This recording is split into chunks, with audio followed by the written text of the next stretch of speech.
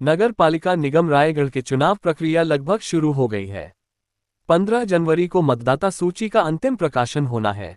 2019 की नगरीय निकाय चुनाव की बात की जाए तो महापौर सीट अनुसूचित जाति महिला के लिए आरक्षित था।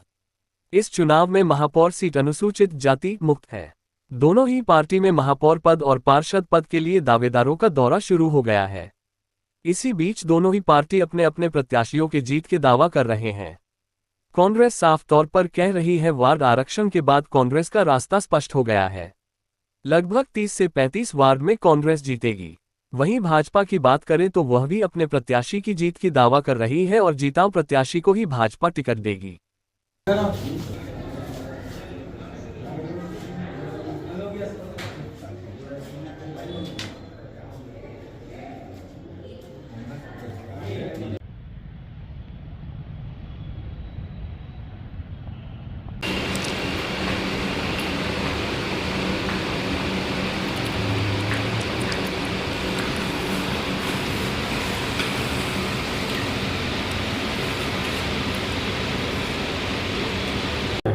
मैं विलास कुशवाहा।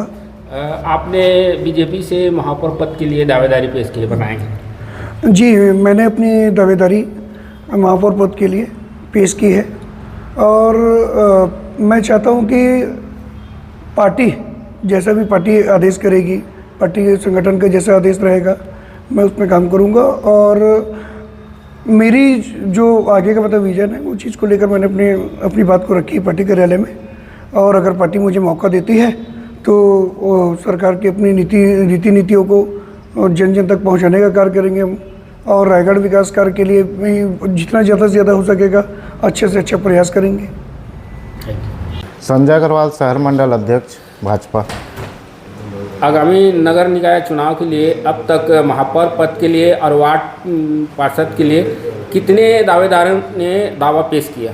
महापौर के लिए अभी तक 5 लोगों ने आवेदन दिया है और पार्षद के लिए करीब 30 लोगों ने।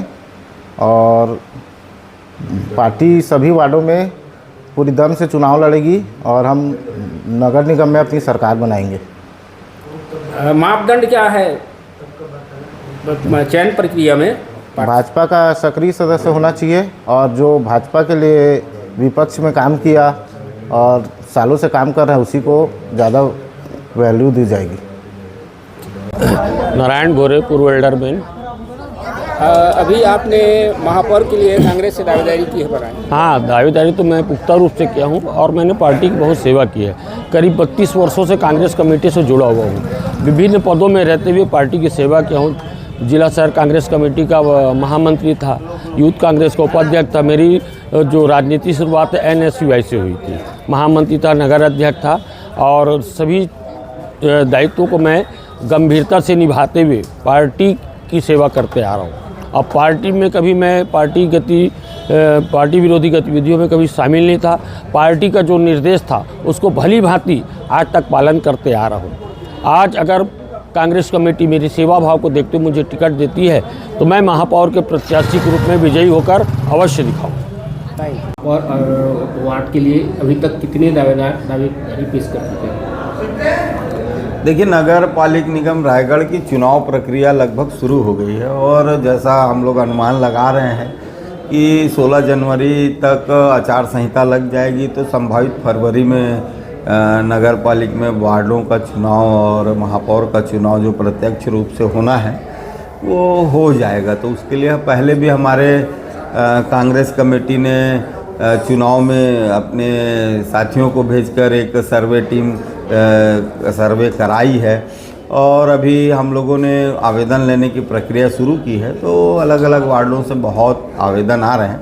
पिछले 5 साल में जो हमारे कांग्रेस के महापौर रहे उनका कार्यकाल स्वर्णिम कार्यकाल रायगढ़ का कहा जा सकता है और लगभग 100 करोड़ के काम हम लोगों ने रायगढ़ नगर पालिक निगम में लिया है। तो सर्वे के हिसाब से हमको तो ये समझ आ रहा है कि रायगढ़ नगर पालिक क्षेत्र में रहने वाले मतदाताओं का रुझान कांग्रेस पार्टी की ओर है और लगातार महापौर के लिए भी बहुत सारे उम्मीदवार आ रहे हैं। पार्षदों में भी बहुत ज़्यादा उत्साह दिख रहा है। तो आवेदन प्रक्रिया में हर वार्ड के लिए आवेदन आना शुरू हो गए हैं। आरक्षण प्रक्रिया में आपकी क्या प्रतिक्रिया है? देखिए, आरक्षण तो निश्चित पूर्व के रूप से हमको मालूम था, क्योंकि 2014 के जनगणना के हिसाब से यहाँ का महापौर का चुनाव होना था। पिछली बार महिला था, तो इस बार महिला एससी मुक्त होना था। तो वो आरक्षण को लेकर कोई बहुत बड़ा अचंभित करने वाली बात नहीं रही है। वो तो होना ही था, निश्चित था, क्योंकि